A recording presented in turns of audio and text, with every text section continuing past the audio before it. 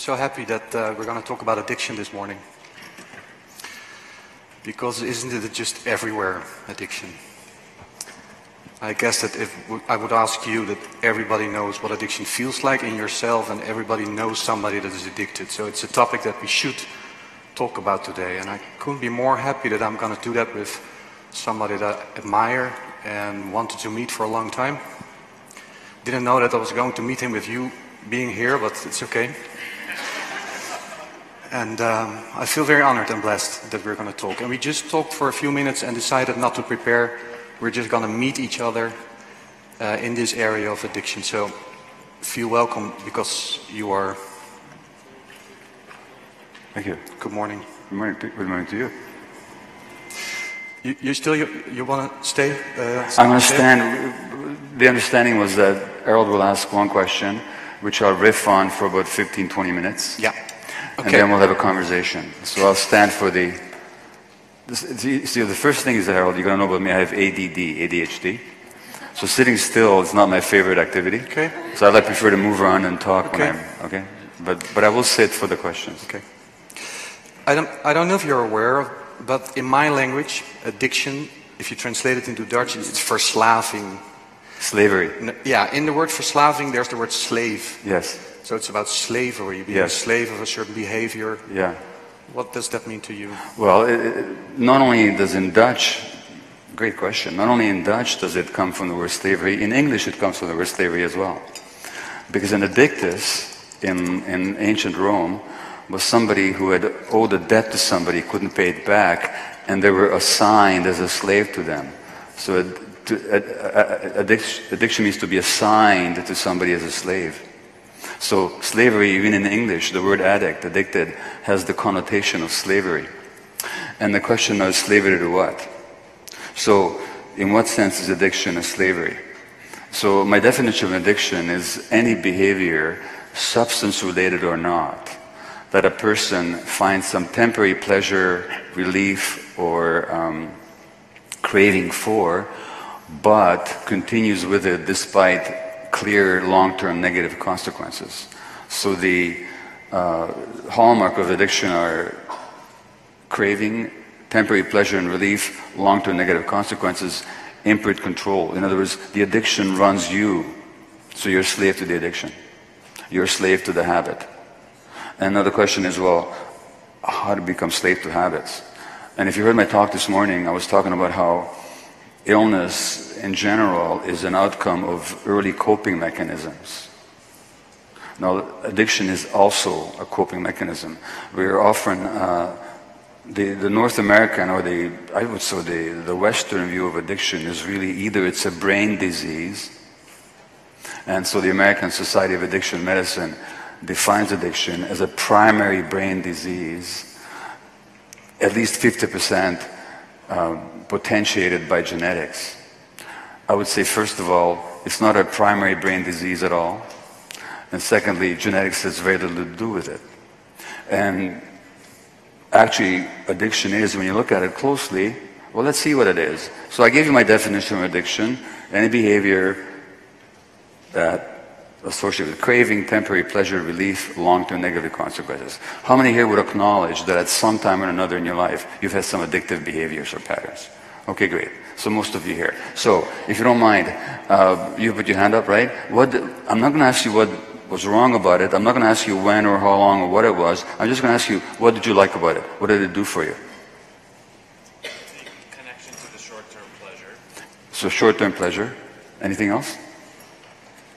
Some comfort in the habitual nature of so comfort. That connection. Comfort, kind of security of something that you could rely on.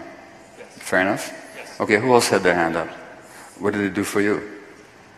There was some comfort in it. Yeah. And also I started as a child as a way of protecting myself. I saw it as a protection. As a protection. And also a support, because I had it when I was anxious or happy. So comfort, protection, and support, and a way of regulating your emotions. Yep, and regulating my emotions. Yeah, okay. Who else had their hand up? What did it do for you? To be loved. It gave you a sense of being loved. Okay, now let's look at these things. And we could go on, but we won't.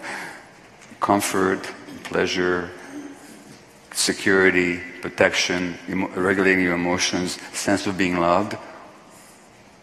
What's wrong with any of that? Who doesn't want that? These are perfectly normal human qualities and desires. So the real question is, why did you need that kind of protection? What was lacking in your life that you had to find love through an addictive behavior? Why couldn't you connect with pleasure? And in other words, it was a coping mechanism.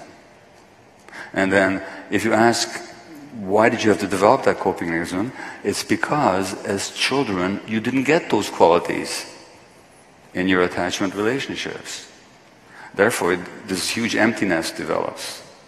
So my book on addiction is entitled In the Realm of Hungry Ghosts, which is a Buddhist phrase. And the ghosts in the Buddhist symbology are creatures with large empty bellies, small, narrow, scrawny necks, and small mouths. And so they can never fill their bellies. So there's constant emptiness. So they keep walking around. Now, that's one of the 7 realms or 6 realms in the Buddhist mandala. There's also the hell realm of painful terror, emotion, pain, panic, suffering. My contention is that people move into the hungry ghost realm as a way of escaping from the hell realm. And in other words, addiction is based in suffering. So, if you look at, say, heroin and morphine, any of the opiates, these are the most powerful painkillers that we have. But they soothe not only physical pain, but also emotional pain. In fact, the same center in the brain that processes physical pain also processes emotional pain. If you subject people to a brain scan and you give them an experience of emotional rejection, the same part of the brain will light up as if you stuck them with a knife. So these are pain relievers. And cocaine is a local anesthetic. It numbs nerve endings. Alcohol soothes pain. What do you say about somebody who's drunk too much? They say, he's feeling no pain. So addictions in one way or another are always an escape from pain. So in my mantra is that the question in addiction is not why the addiction, but why the pain. And if you understand people's pain, you have to look at their lives, not at their genes. Furthermore, although it's true that the brain circuits are significantly involved in addiction, what governs the development of brain circuits is actually the interaction with the primary environment. In other words, the archaeology and architecture of the brain, not the archaeology, sorry, the architecture of the brain, the connections of the brain circuits, of the important pain relief circuits in the brain, emotional self-soothing circuits of the brain, the dopamine circuits of incentive and motivation, the emotional self-regulation circuits, the stress relief circuits, these develop in interaction with the environment. And in that same article I quoted this morning, they'll tell you that the most important environmental input on the physiology of the brain is actually the mutual responsiveness of adult-child relationships. Now, when children are being hurt or emotionally deprived, their brains develop malfunctions in these circuits. And these are the people that are prone for addiction. But it's a total myth that substances are addictive. Substances are not addictive. Alcohol is not addictive. Because if it was, then anybody who's ever had a drink would be an alcoholic. And anybody who was ever given for morphine, for addiction, for pain, which I used to do a lot in palliative care, would become a morphine addict. They don't necessarily. But what if in childhood you were deprived and then those circuits didn't develop? Now if you do a drug or a certain behavior that gives you dopamine, the incentive, or the endorphins, now you're going to be addicted.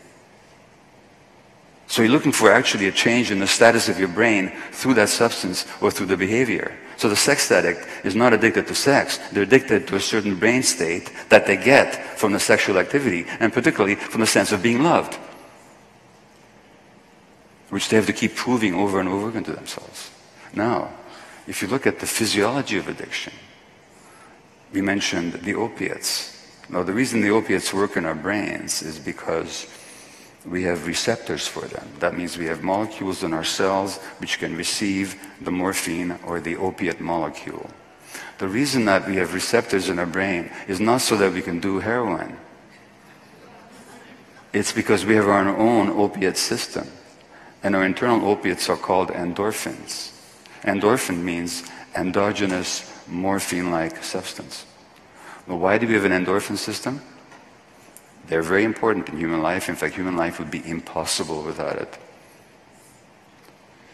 First of all, pain relief. We have to have pain relief, natural pain relief. So in the so-called placebo effect, you're not imagining that you have pain relief. If you take 100 people with pain and you give them an inert tablet, 25% of them will have as much pain relief as you'd given them a 5 milligram morphine tablet. Why will that happen? Because the very belief that they're getting help release pain-relieving endorphins in their bodies. That's the so-called placebo effect. So pain relief, physical and emotional. That's the first role of the endorphins. The second role is a sense of pleasure and reward. So without endorphins, we have no elation, we have no joy, we have no sense of reward. Imagine life without that. And the third role is even more amazingly important, in fact, absolutely essential to human life, which is love. Endorphins have been called molecules of love. They facilitate the attachment relationship between parent and child. Infant mice that are reared in a laboratory with their endorphin receptors genetically knocked out will not vocalize, will not cry for their mothers when they're separated. Now, what would that mean in the wild? Their death. In other words, the endorphins are essential for love, which is essential for life, because the human infant, or any mammalian infant, totally helpless, dependent. Therefore, without that attachment, as I was saying this morning, there's no life. Now, take people who didn't get those qualities in their lives, who didn't get the love they needed, whose parents were stressed, or depressed, or anxious, traumatized. Well, these circuits may not develop properly then. And then they're the ones who are prone to be addicted and to fall slave then to the substance or the behavior, precisely because these brain circuits are essential for survival. So for the addict, the drug or the behavior is a matter of survival. That's how they learn to adapt. That's self-soothing. And I could go on about other brain circuits, but this time is too short for that. But what I'm really saying is that both from the psychological point of view of the physical pain, of the emotional pain, and from the brain physiology point of view, it all goes back to your attachment experiences. Now, in the downtown east side of Vancouver, which is North America's most concentrated area of drug use, in a few square block radius, we have more drug addicts injecting and using than anywhere else in North America. We also have North America's only supervised injection site. You have them in Holland, but we don't have anywhere else in North America where people can bring their drugs and inject them under supervision, and we'll help them find veins. We'll give them sterile swabs so they can clean their arms. We'll give them a syringe, a cup of coffee. That's where I worked. In 14 years of work in the downtown east side, I never met a single female patient who had not been sexually abused. Not one. And all the men had been abused, some sexually, some other ways, neglected, abandoned over and over again. These are the people then who become the hardcore drug addicts. Not only according to my own observations, but also according to large-scale population studies done here in California. The Adverse Childhood Experiences, or ACE studies, have shown that for each childhood adverse experience, such as sexual, physical, emotional abuse, a parent being addicted, alcoholic, violence in the family, a parent being mentally ill, a parent being jailed, a rancorous divorce. For each of these adverse childhood experiences, the risk of addiction goes up exponentially. So by the time a male child has had 6 of them, his risk of becoming an injection-using drug addict is 46% greater, a 46-fold increase than of a child with no such experiences. And these are the people who become drug addicts. What do we do with them as a society? We either say you've got this primary brain disease that you were born with genetically, utter nonsense, or we say you've made a choice, it's a bad one, we don't approve of it, and we're going to punish you and criminalize you and persecute you. 3 strikes and you're in jail for the rest of your life, potentially. And who are we doing this to? To people that were abused in the first place. The jail population of California, of any state in the US or in Canada, is made up of traumatized children. who turn to addiction as a way of soothing their pain. And what we do is we punish them for having been abused. And we think that we're a civilized society. So the addict is a slave not only to his or her own desperation, but is kept enslaved by the completely scientifically uninformed, inhuman attitudes of society, and furthermore by the ignorance of the medical profession, to whom much of what I've just told you would seem like total news, despite all the research. There's my answer. This is my way of giving you a break. Okay, thank you. Now we can sit down if you like. Okay. We are at SAND, Science and Non-Duality. Right. I've been listening to you very carefully, and I did, actually. Is it okay if we're going to look at it from a non-dual point of view? Please, go ahead. Because this is from the individual perspective. Yeah. And from a non-dual absolute perspective, you could say everything just happens. Talking happens, drinking happens, walking happens, addiction happens. Mm-hmm. What's your opinion about that? My opinion is, I don't know what you mean. Okay. Are there more people that don't know what I mean? No, I'm the only one. If everything just happens the way it does, can't be any other way, because all that is happening is what's happening now. Yeah, but what do you mean by that? It just happens. What do I mean? What do you mean by that? Well, I'm not meaning anything. I was just curious about. Well, you're invited by science and non-duality, so right. I was thinking. Well, when you say just happens, I mean, look. So, yeah, stuff happens, but I think it's in our nature, I mean, is to inquire about why stuff happens and what's the meaning of it. Mm-hmm. And it's not just an abstract intellectual question.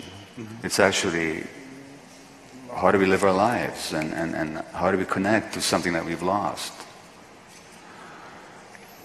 So the primary, or I should say the primal event in my life was that, you know, as a Jewish infant going through a year of Nazi occupation. I talked about that this morning. And so yes, I've had this urge all my life. Well, not only why does this stuff happen, why are human beings capable of behaving like this? And I've learned a long time ago that it's not just Nazis who are capable of behaving like this, and whatever you think, I'll tell you what I think. We learned in Gaza recently that even the victims of the Nazis are perfectly capable of behaving like that. So that the question is, why? And not just why in an intellectual sense, but Karl Marx said that the point is not just to understand the world, but to change it.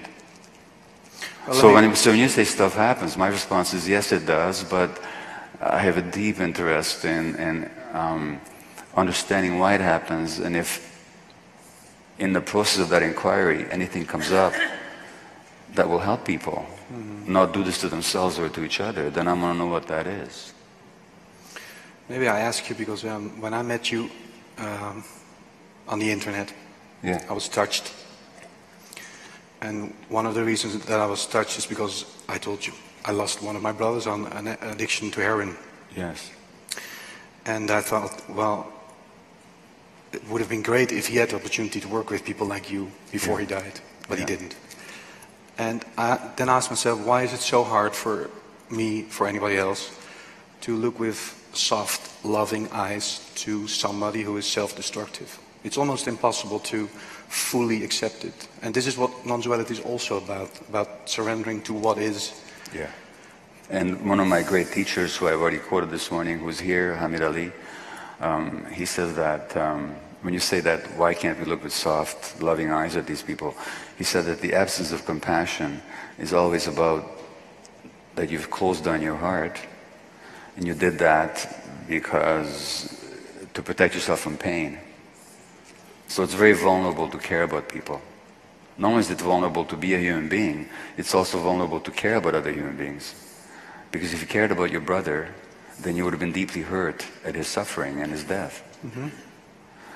And so it's easier for physicians and psychologists and politicians, in fact for all of us, to look at the addict as a mistaken or flawed human being than to look at them with those soft eyes of love. Because if we look with soft eyes of love, we have to be vulnerable. And if we're vulnerable, we can be hurt. So I think that's what makes it so difficult. Okay. How to recover? Okay, well, how to recover? So recover is a great... Let's fix it.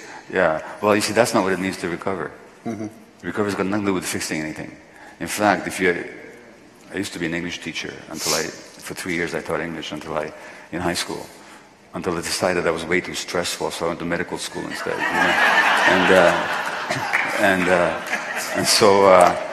But it does mean that I pay attention to the meanings of words.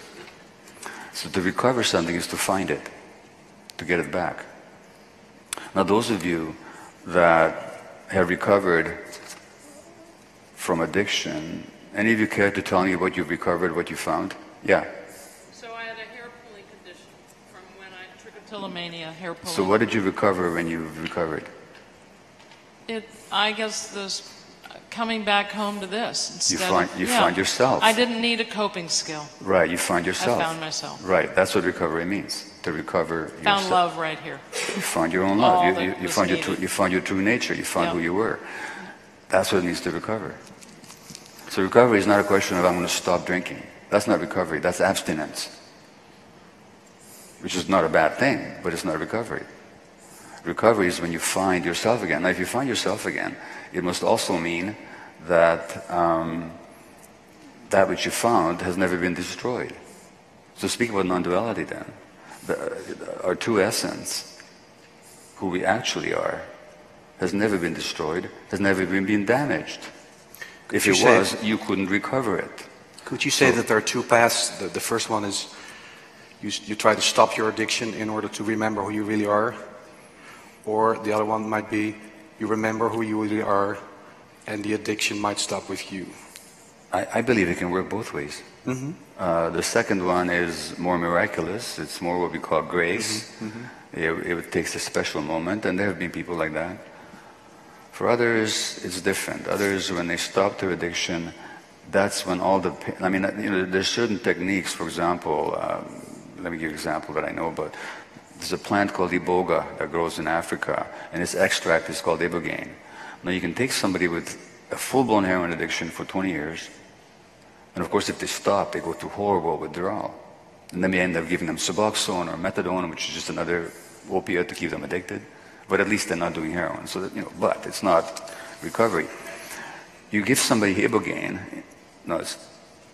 don't try this at home, kids. It's a substance that has to be used with utmost respect by only people that know what they're doing. But overnight, within half an hour really, they have no withdrawal symptoms. And I've seen it work. It's a very difficult experience. I've had it myself. I didn't take it for withdrawal, I just wanted to experience it, and really you're not feeling all that hot for 8 or 9 hours. But there's no withdrawal from heroin, and for months there's no craving either. Now, however, so you think now the person has recovered. No, they haven't. Because guess what? Remember the question, not why the addiction, but why the pain. So all of a sudden, all the pain they've been suppressing or trying to distance will come flooding in. That's what's happening. Now they need help to deal with that.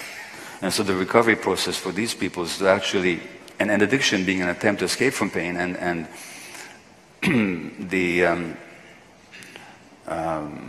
I don't know which Rinpoche, I forget his name, who wrote the Tibetan Book of Living and Dying. Sogyal, okay, he said, and don't we know that running away from pain, whatever you do, he says, don't run away from your pain. That don't we know that running away from pain only creates more suffering. So now you have to have a person face their pain. And of course, as Hamid Ali says, and I find myself quoting him a lot, but I don't just quote him here because he's here, I quote him everywhere I go. he says only in the presence of compassion will people allow themselves to see the truth. So that how we help people recover is to give them that compassion, that soft-loving look that you talked about. You're familiar with the work of Scott Kilby? Scott Kilby? Yeah. Well, I wasn't work? familiar with it until he was supposed to be here in this conversation, and he was here at the conference, and Scott had to leave because of a death in the family. I'm mentioning him because he shared somewhere that even the craving is not the problem. Yeah. He shared an incident in which he was clean for about a year, and then he was in a restaurant, and the guy next to him was pouring his beer into the glass, and he was just watching it, and everything just wanted to drink beer. Mm-hmm. And the moment he made contact, he really connected with the feeling, with the raw sensation, the physical energy, really go into it instead of trying to escape from it. Right. Everything just... That's right. It's actually, you see, an infant has no capacity to regulate their emotions. They can't. If you don't pick up infants, they will die. They'll stress themselves to death. So it takes an emotionally present and responsive adult to regulate an infant's emotions. But for many of us who didn't get that as children, and not just because our parents mistreated us, but just because they couldn't be attuned with us. So it's not just that bad stuff happened, it's just also that good stuff didn't happen. Now, then we never developed the capacity for self-regulation. Now we use the addiction to regulate ourselves. So again, recovery, in light of what you just said about Scott, is we have to relearn the capacity to regulate ourselves. Because we're not going to protect ourselves from pain. Pain is a part of life. Or from fear, or from stressful episodes. I mean, not until you get to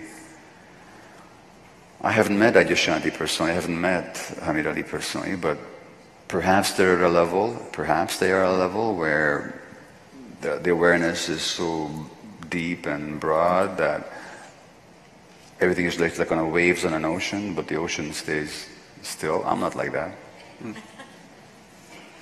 So for most of us, that's not going to happen overnight, if it happens at all. Although we can learn a lot from the people who've had that experience and have the wisdom of it. So that means that we have to be with all this stuff that comes up, with the pain and the anxiety. And I'd love to ask him, do you have pain, do you have anxiety? He might say no, I don't know what he would say. But for those of us for whom these experiences are common, we have to learn to regulate ourselves. And regulating ourselves means the capacity to do for ourselves what our parents couldn't, which is to be with our pain. But from that perspective, isn't addiction just in a way, a wonderful invitation to become who you really are? Yes, and that's why... Could that be the spiritual dimension of addiction? Can you tell me something about that? Yeah, absolutely. The French philosopher or writer Blaise Pascal said that inside every human being there's a God-shaped hole. So where we lose connection with that great, that creative, that eternal quality in life, there's a huge emptiness that opens up. So in that sense, and there's an Hungarian-born, like I am, American psychiatrist, Thomas Hora, who said, all problems are psychological and all solutions are spiritual. And that means that connection has to be made. So in that sense, addiction is not just a biochemical, physiological, neurophysiological, emotional, psychological behavior problem. It's also a deep spiritual problem as well. Do you agree that one of the things that is blocking this connection to your wholeness, this feeling of love for addicts, is the feeling of shame and guilt? Yeah, shame is huge, but if you look at what shame is, when you say to somebody, you should be ashamed of yourself. Now look what we're saying. We're saying you should be ashamed of yourself. Nobody should be ashamed of their selves. It's healthy shame is, it was like Bill W. who founded AA. He said a certain degree of reasonable guilt is okay, It is. If I've hurt somebody, I should feel some shame or guilt around it. Or responsibility. Yeah, but Shame is not about that. You can shame a 9-month-old baby who's got no concept of having done anything wrong. You know how you do that? Parent and child are looking into each other's eyes. There's that attuned, joyful, interactive gaze. The endorphins are going in the brain, and the parent looks away, breaks the contact. The child goes into a shame state. What does that look like? It looks like this. The eyes, the neck goes slack, the eyes are averted, the body slumps. That's shame.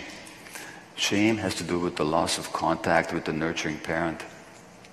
So that the addict was shamed long before they did anything ever wrong.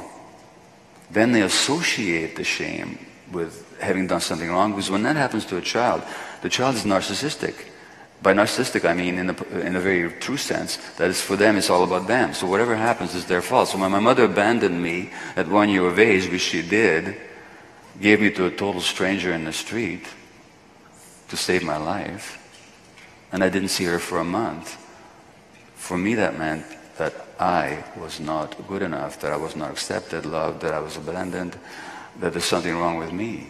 So that the shame predates any wrongdoing or any drug using on the part of the addict. Of course, society says, be ashamed of yourself, reinforcing the shame. And you don't help people by shaming them. You don't help people by shaming. That's not how you help them. In clinics, in classical 12-step clinics, they're even fueling this identity. Well, I have sort of a... Do you know what I mean? I know For example, because you know, in the 12 steps you stand up and you say you haven't touched a drop of alcohol for 30 years, but you stand up and say, my name is Gabor and I'm an addict. I'm an addict. I'm an alcoholic. Well, because you're not an addict. That's not who you are. The addiction is just a behavior that you adopted in order to soothe yourself for pain that you had no responsibility for causing in the first place. In fact, if we didn't use the word addict, if we just made the word addict illegal, and every time somebody said addict, they'd have to say, so-and-so is a human being who suffered so much that they found in that behavior some release from unbearable suffering. What if we had to say that every time? Wouldn't that change the conversation on addiction in this country? You know? But what was the question? Question was about identity. Identity. Yeah, so the 12 steps do reinforce it. And the 12 steps also have very much buy into these. I shouldn't say the 12 steps, but the 12-step movement buys very much into this brain disease addiction model of addiction. Bill W., interestingly enough, Bill W., who founded AA, was actually a traumatized child. But you can go for AA, abandoned by his parents when he was 10. But you can go AA for 30 years and never hear about childhood trauma. Having said that, the 12 steps themselves, I think, are brilliant. The 12 steps are actually great. First of all, you acknowledge that you have been powerless. Well, it's true. When I was in my own addictive behaviors, and I talk about that in my book, I was powerless. All my intellect, my degrees, my strategies, my intentions made no difference whatsoever. And it wasn't even substances. It was shopping for classical compact discs. But I literally couldn't stop myself. I once left a woman in labor to get a symphony. The great Dr. Maté, friend of women. Women would come to me because I would support them delivering naturally. But when it came to my addiction, I was powerless. So acknowledging my powerlessness is actually a way of gaining power. And then, the higher power, well, you can think of that as God, if you want to use that phrase, but Or consciousness. Consciousness, awareness, the true self that you found. Yeah, you connect with that, you give it over to it. And acknowledging, the moral inventory, acknowledging that, I hurt my kids because I ignored them for my addiction. And the wife to whom I lied all those years. Have you been shopping again? Oh, who, me? And I'd smuggle, then I'd hide the CDs on the porch and smuggle them in the house when she was asleep. Which didn't do much for our relationship. So she'd be colder towards me, which made me more unhappy and made me use more. When I say use more, buy more. It's like, like a vicious circle. It's a totally vicious cycle. So acknowledging that and making amends where it's appropriate, these are essential things. So I love the 12 steps. I have certain problems with the 12-step movement. Okay, I agree. Let me ask you one more question before we give the people here the opportunity to ask you something too, if that would be okay for you. Great, thank you. Let's talk about the family. Family, because I'm sure there's people here too that are dealing with somebody who's addicted and they feel powerless as well. Okay. And I've seen from a very close distance that people can even get addicted to saving somebody else. Absolutely, and I was absolutely and fixing somebody else. So what can you say to? Well, I was in this conversation last night in Los Angeles. I was speaking with a very influential person there whose spouse is away at a rehab facility now. And this person has spent all their time trying to fix the other. And my message about addiction is that the identified patient is sort of like the canary in the mine. They're the ones who embody or display or act out, if you wish, the dysfunction and the multi-generational dysfunction and suffering in their family. So rather than thinking that the addiction is a problem of the individual, if we actually get that it's nobody's fault, that I'll be going next Friday up to a native reserve in Canada, in Saskatchewan, with a high suicide rate and high addiction rate. And 30% of the people in jail in Canada are First Nations origin. They make up 4% of the population. They were traumatized generation after generation with the genocidal land acquirement and the denial of their spiritual ways, the actual illegalization of their spiritual teachings, the robbing of their children in residential schools where they were physically and sexually abused for 100 years. So they have this high addiction rate. And so it's multi-generational, because what happens is that then people traumatize their own kids once they traumatize yourself. Like I passed some of my own trauma on to my kids, there's no question about it. Not because I wanted to, I just did. So when you identify addiction in the family, rather than it being a slogan or a call to fix that person, it could actually be used as, thank you. Your behavior is manifesting a problem that our family has harbored for generations. And it's revealing something in our relationship too. And in trying to fix you, you know, the Buddha said that before you try and straighten somebody else, make sure that you're not crooked yourself. And Jesus says, judge not lest ye be judged. And before you try and remove the sliver from your brother's eye, remove the pole from your own eye. In other words, identifying addiction in a family could be, and often is, a trigger for shaming and then possibly interventions and trying to fix that person. It could actually be recognized as a blessing that gives an opportunity now for the whole system, the whole family system to heal, not just that one individual. And we can say to that person, you know, we get it, that at this stage in your life, how it is for you is that to cope with whatever you're carrying inside, you have to be doing such and such. And you know what? We understand that. And we're not going to try and change you, but we're still going to try and look at ourselves to see what we're doing to keep you stuck in that place. And we invite you to join us. That's a totally different conversation than we're going to intervene to fix you. It touches me when I hear you say that, because when I was getting involved in the addiction of my two brothers, of course I made all the mistakes you can make. Right. I tried to save them, I tried to fix them because it would make me feel more comfortable. That's right. In other words, you were addicted to the feelings you got when you're trying to help them. Yeah. Yeah. But at the day that I stopped doing that and really saw them for who they are and met them with love and acceptance and openness, the relationship changed and everything actually changed. Yeah. Absolutely. Okay. Who would like to ask something? There's several people. There's somebody with a mic. Lisa, why don't you start right there? Hi there. More water? I was living in Vancouver and spent a couple nights with some friends who work at the Portland Hotel Society. And it was a really enlightening experience since I'm doing my doctorate in clinical psych now, and addiction is on my mind a lot.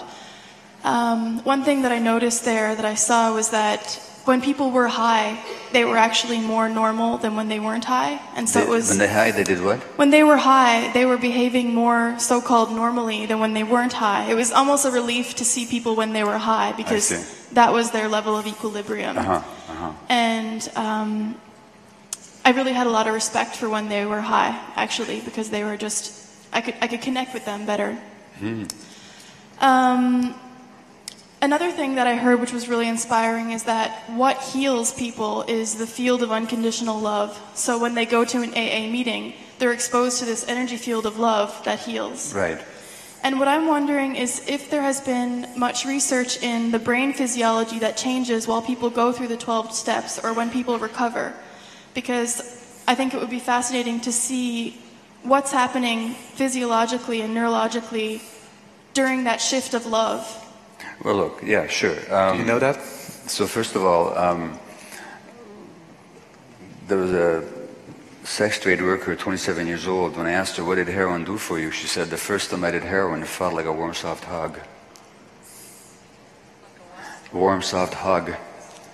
Another guy says to me in detox, where I was the physician, I said, what does heroin do for you? He says, well, I don't know how to tell you this, doc, but it's kind of like you're sick and you're 3 years old and you're shivering and your mother puts you on her lap and she warms you in a warm blanket and she hugs you and she gives you warm chicken soup. That's what heroin feels like. So we're talking about the experience of love. Now, when you give people the experience of love, that releases endorphins in their brains. When you take kids with ADHD, who are hyper and so on, and you give them one-to-one attention, loving and compassionate, unconditional acceptance, that releases dopamine in their brain, which is exactly what we try and give them when we give them Ritalin. So, human neurophysiology is intensely related to our emotional interactions. Our brains are social organs. There's a book called The Social Brain, written by UCLA scientists just this year. As regards the AA and the 12-step groups, I don't know if any of you are familiar with the work of a not long ago deceased American psychiatrist called David Hawkins. So David Hawkins talks about energy levels and how he calibrates human energy. And he actually talks about AA. Okay, great. Yeah. So he talks about how when you go to a group where you get that loving energy, and he talks about like fear is at a certain energy level and apathy is even lower than fear, and then anger is higher than that. But then there's much higher than that is there's love. So when there's love in a group, that actually brings up the individual energetic level of the person. So of course it's healing. Of course there's a healing process that occurs there. Yeah. Now, you know what? I think we need to move on. So. This is more to do with your last session. With what? With your last session about some of the root causes of cancer. And the morning's talk, you mean? Yes. Okay, is that legitimate? Okay. Oh. I'm happy to talk to you afterwards, but... Continue also in your session this afternoon.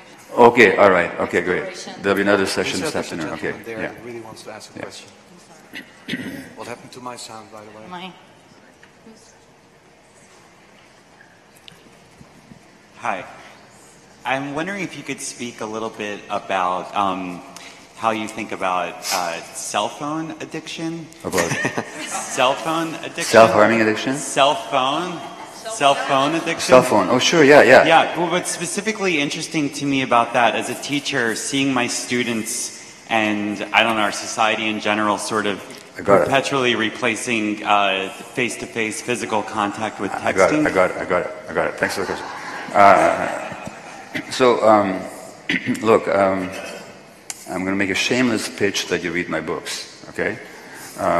Actually, the publisher of Hungry Ghost is here. They're selling Enema of Hungry Ghost. There's a book that's not for sale here that I know that you have at home called Hold On to Your Kids. No, it is. I just bought it. You just bought it. It is for sale. Okay. So let's look at the internet and cell phones, okay? So I said that the most important dynamic in human life is what? Attachment. But the human brain can't handle a void of attachments, what we call an attachment void, and my co-writer and I. It's an attachment void where there's no attachment there. So it has to fill it with somebody. Just like the duckling, when it hatches, will imprint on the mother duck, but if the mother duck is not there, the duckling has to imprint on whatever is there, whatever moves. So the duckling can imprint on a moving toy, which cannot bring it up to adulthood. In our society, so many children are not being parented anymore, because the conditions for natural parenting have literally been destroyed by this culture. And I could speak a whole day on that. So that there's an attachment void in our children's brains who, I mean, in America, in the United States, in your civilized country, the average maternity leave is 6 weeks of unpaid leave. So kids don't have their parents around anymore. The clan, tribe, village, community, neighborhood, it's all gone. Extended family, all gone. Parents are working, stressed, 40% divorce rate. Kids don't have their attachments anymore. Then they have to replace those attachments. First of all, they replace them with the peer group, because they're who's around, which is a total disaster, because now kids are learning and modeling themselves on each other rather than on mature adults. Secondly, we've now given them technology to connect with each other. So even when they're not physically in each other's presence, they can be. So the internet was designed originally as an information highway, the exchange of information between mature adults. But attachment is the most important dynamic. So when attachment is unfulfilled, everything gets bent to the purposes of meeting your attachment needs. So now we have Facebook. 1 billion human beings belong on Facebook. 1/7 in the world. On Facebook, you have friends. On Facebook, people like you. You know, which is the attachment need being met. It's highly addictive. The reason it's addictive is because it's never fulfilling. And as a California physician said very astutely that you can never get enough of something that almost works. You can never get enough of something that almost works. So what this has become is not just that they're addicted to the technology, which can also, you can get addicted to the screen, and we know that from brain studies, the TV screens, computer screens, they can be highly addictive just because of the stimulation. But primarily what they're addicted to is trying to get their attachment needs met. Also, of course, when you play these video games, guess what? You have mastery. Mastery is an attachment achievement. You have mastery when your parents honor you and listen to you and make you feel like you're worthwhile. No, I don't have that, so I'm going to be in mastery. Masters of the universe. So, again, all that's about a huge void in attachments, and that's why it's so addictive. Yeah. Is there time, Lisa? I'm sorry, where are you? Can we have... Is there anything you would like to share, or do you want to answer one more question? I'll take questions, thanks. Okay, well, somebody point, you point. Okay, over there. I really hope there will be a question about the addiction to enlightenment also. Don't we all share this addiction to becoming selfless? But go ahead, anyway. Sorry. I was actually curious about the connection between ADD and ADHD and addiction. Well, first of all, the first 3 letters. Apart from the acronym. Okay, it's a huge connection, okay? If you could say more about that, sure, that'd be great. First of all, I highly encourage you to read my book, In the Realm of Hungry Ghosts, or my book on ADD called Scattered. Have you ever read my book on ADD? The American title is called Scattered. The Canadian title was Scattered Minds. The American publisher didn't think that the Americans would understand the word minds. So they just called it scattered. It is a huge connection. A huge connection. First of all, when you give Ritalin or dexedrine, which is the stimulant medications we use in ADD, is to elevate the levels of dopamine in the brain. Dopamine is the incentive motivation chemical, without which we're inert and inactive and passive and not motivated to do anything. So Ritalin and dexedrine elevate dopamine levels, and I've taken them for my ADD. So you can be much more focused now, and you're much more focused on what you need to do. Now, what else elevates dopamine levels? All the stimulants do. Crystal meth, cocaine, nicotine, caffeine. So a lot of people addicted to stimulants are actually self-medicating ADD. Number one. Number two, all the addictive behaviors, whether it's sex or gambling or heroin, they activate the brain's incentive motivation centers. You can see that on brain scans, which is function on dopamine. So the very wanting itself and the searching, because dopamine flows in the brain when you're seeking food, seeking a sexual partner, exploring a novel environment. In other words, normal human activities. So when you're seeking, you got this dopamine flow. And that helps your ADD.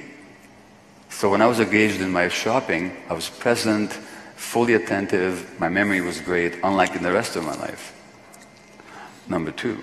Number three, both ADD and addictions originate in childhood emotional loss. Because the tuning out of ADD is not a disease, like what they say. Again, it's a genetic disease. Nonsense. Tuning out is not a disease. What is tuning out? Why do we have the capacity to tune out? It's a coping mechanism. When stress is too much, and if I were to stress you right now by being abusive, whatever, you could have three healthy options. One is you could walk out the door. The other, you could seek help. Third is you could fight back and assert yourself. But what if you're small and helpless, and you're living in a stressed environment? And I don't mean that you're being abused. I just mean that your parents are really stressed. When the parent is stressed, the baby is stressed. What can the baby do? What can the child do? Walk out, seek help, fight back? No. The brain will tune out to protect you from the stress. But when are you tuning out? When your brain is developing. When every moment, there are periods in the first year of life, when every second, that space of time, millions of connections are being laid down. Now, when it comes to dopamine, take infant monkeys, measure the brain dopamine levels, separate them from the mothers. Within a week, their dopamine levels are way down. In other words, the presence of these brain chemicals depend on the mutual responsiveness of adult-child relationships. So, what's also common with ADD and addictions is that they both lack impulse control. There's a part of the brain that's supposed to regulate impulses, which means if I have an impulse to do something, there's nothing wrong with having an impulse, but there may be all kinds of things with me acting out the impulse given the situation. There's something up here, right where I'm pointing, whose job it is to regulate impulses. Infants don't have that. Those impulse regulation circuits have to develop, but they can only develop in the right environment. If you do brain scans on drug addicts, the commonest brain scan finding is abnormality in the part of the brain that regulates impulses. So as somebody said about addiction, the problem is not lack of free will, but lack of a free won't. They have nothing to say no with. Now, who else doesn't have impulse control? Infants don't have impulse control. And kids with ADD don't have impulse control. And addicts don't have impulse control. And a lot of kids diagnosed with this, that, and the other. So there's a huge correlation between addiction and ADD. And probably, I know in one study, 40% of male alcoholics actually met the criteria for ADD. And of course, what alcohol does is it soothes the hyperactive brain, marijuana. So not just in ADD, by the way, in general, addictions are also, whatever else they are, they're also forms of self-medication. So people self-medicate ADHD with stimulants, nicotine, caffeine, cocaine, crystal meth. People self-medicate post-traumatic stress disorder with opiates. People self-medicate depression with cocaine because it elevates serotonin levels just like Prozac does. People self-medicate social anxiety with alcohol and marijuana. People self-medicate bipolar illness. In other words, there's a huge connection, not just between ADD and addiction, but all kinds of other mental health issues, but specifically, there's a huge connection between ADD and addictions, which is utterly ignored by the medical profession. And I know that my colleagues, even in the downtown east side of Vancouver, just are totally blind to these obvious connections, which speaks more to the medical mindset than it does to the reality. Okay. And in the realm of hunger ghosts, I have an appendix just discussing the connection between ADD and addiction. I think.